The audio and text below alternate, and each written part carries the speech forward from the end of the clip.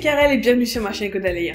On se retrouve aujourd'hui dans mon traditionnel point lecture du mois. Je vais vous parler de ma lecture passée, il s'agit des Fiancés de l'hiver de Christelle Labos aux éditions Gallimard Jeunesse. Et je vais très brièvement vous parler de mes lectures en cours et il s'agit de Au royaume de Pierre Pevel chez Brajlon et du livre de Betty Friedan, The Feminine Mystic. Je vais vous quitter la dernière fois avec ce pavé que j'étais en train de lire encore, donc Les Fiancés de l'hiver de Christelle Labos, c'est le tome 1 de sa saga La Passe Miroir et vous pouvez trouver ça en grand format chez Gallimard Jeunesse et vous pouvez également aussi le trouver en poche.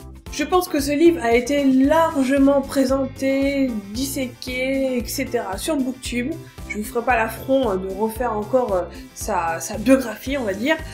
C'est un livre qui avait été aimé notamment par Bulldog qui, cette fois-ci, proposait une lecture commune, donc pendant tout le mois de, je crois, décembre jusqu'à janvier, et du coup je me suis greffée à cette lecture commune puisque je l'avais dans ma bibliothèque mais j'avais pas encore eu le temps de le lire. Pour résumer l'histoire, il s'agit des aventures d'Ophélie qui est une jeune fille qui, en fait, au début du livre, est promise à un total inconnu. Elle a été promise au jeune Thorn qui, en fait, vient de l'autre bout du monde au niveau austral et enneigé du monde qui est décrit dans ce livre. Et les choses font que ça lui plaît pas du tout, mais elle est un petit peu obligée d'obéir à sa famille et à l'esprit de sa famille en tout cas. Et du coup, elle se retrouve envoyée vers un monde qu'elle ne connaît pas, qui est franchement hostile, y compris son futur mari qui n'est pas franchement ni gentil avec elle, ni tout simplement sympa. Elle se retrouve à devoir le suivre donc dans son arche à lui, dans son arche enneigée tout au bout du monde et au-delà des pôles, pour un petit peu faire connaissance avec et sa famille à lui, et là où tout simplement elle va vivre, elle va se marier.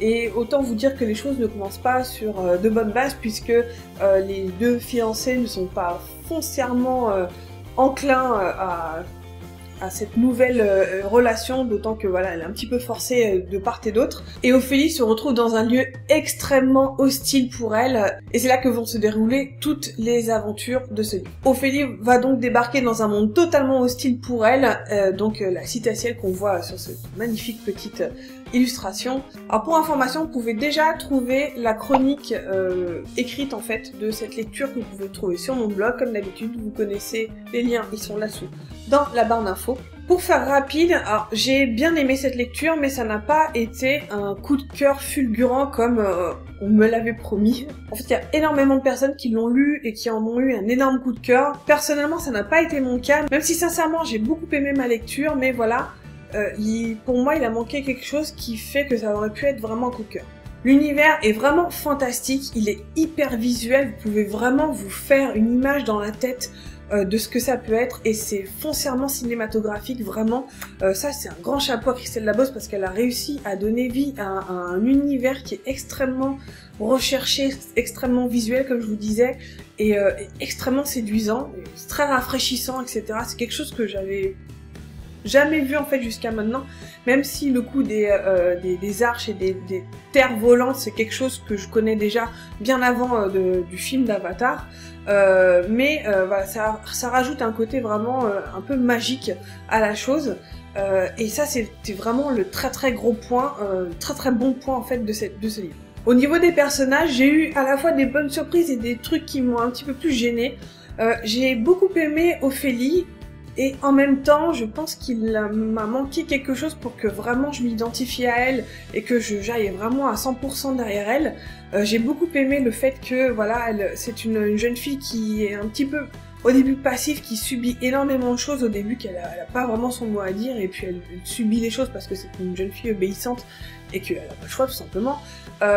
Voilà, le fait est que tout au long du livre, on sent quand même une évolution, ce qui moi m'a beaucoup plu, mine de rien. Mais voilà, je trouve qu'elle était tout le temps un petit peu en arrière et comment dire, à subir les choses, et j'avoue que ça m'a un petit peu freinée. J'ai aussi aimé le fait que elle a un côté presque asexué, en fait. Elle se définit pas par sa relation ou par ses sentiments envers Thorn notamment. On dirait presque qu'elle a limite pas un manque de libido, mais elle a un côté d'elle qui est complètement asexué, comme je vous le disais. Peut-être que ça va s'arranger, ça va s'arranger, forcément que ça a quelque chose à arranger, mais que ça va changer au fur et à mesure, notamment dans le tome 2, puis peut-être dans le tome 3, je ne sais pas, j'ai pas encore lu le tome 2. Mais voilà, ça c'est quelque chose que j'ai trouvé un petit peu nouveau en fait dans mes lectures et que j'ai vraiment beaucoup apprécié. De l'autre côté, Thorn, tout simplement c'est vraiment l'archétype du mec très distant, un peu mystérieux, un peu too much mystérieux parce qu'on voit qu'il cache énormément de choses, mais qui a quand même une graine comme ça à l'intérieur de lui qui peut devenir très attendrissante. Il y a un petit côté vraiment voilà, un petit peu froid et à la fois qui peut potentiellement attendrir le lecteur. Et voilà, lui pareil, je l'ai aimé, mais pas non plus au point de ne voir que lui, etc. Mais il y avait quelque chose d'intéressant, même au niveau des personnages secondaires, il y avait aussi de très bons points. J'ai adoré Bérénil, qui a un côté vraiment rose de glace, enfin elle a des épines, c'est vraiment pas une femme à se mettre à dos. Là où pour moi c'est un tout petit peu péché, c'est que à la fin de ma lecture, j'en garde un souvenir un peu fouillis et brouillon de ce tome, un peu sans forcément fil rouge. Et c'est ça qui m'a peut-être le plus manqué en fait dans ce livre. Même au début de ma lecture, j'avais vraiment, je ne savais pas en fait dans quelle direction allait ce livre. Je ne savais pas si ça allait être un livre d'aventure, si ça allait être un livre de romance tout simplement, si ça allait être un livre d'histoire de cours, d'espionnage, de trucs comme ça, ou peut-être un mélange de tout ça. Et finalement c'est peut-être un mélange de tout ça, mais ce côté mélangé fait que j'en ressors une impression de fouillis ou de brouillon, voilà. Et alors peut-être que c'est juste le fait que voilà, il fallait poser l'univers, il fallait poser les personnages, et donc du coup l'intrigue passe peut-être limite de façon secondaire par rapport à ce livre-là. Peut-être que ça s'arrange ensuite dans le tome 2, je ne sais pas, hein, comme je vous dis, j'ai encore à le lire, mais voilà, ça c'est quelque chose sur lequel j'aurais voulu que ce soit un petit peu amélioré. Là, je vous ai fait un petit peu un résumé de ce que j'en ai pensé, mais si vous voulez un avis un petit peu plus construit, un petit peu plus détaillé, je vous invite à lire ma chronique sur mon blog. On passe maintenant à mes 2 lectures en cours, puisque oui, mais qu'est-ce qui se passe? Je lis 2 livres en ce moment, en même temps, mais vous allez voir, le fait est que finalement, ces 2 livres ne se ressemblent pas vraiment, et du coup, je peux facilement justement jongler entre les deux. Le premier livre que je lis, il s'agit de Au Royaume de Pierre Pevel, c'est le tome 1, Le Chevalier, vous pouvez trouver ça chez Brajlon. Et ce livre aussi, j'en suis à peu près au premier tiers, et tout ce que je peux vous dire, c'est que je retrouve la plume de Pierre Pevel, que j'avais adoré dans Mitchtat, que j'avais adoré dans Les Lames du Cardinal, que j'avais adoré dans le tome 1 du Paris des Merveilles, qui me reste la suite à lire déjà.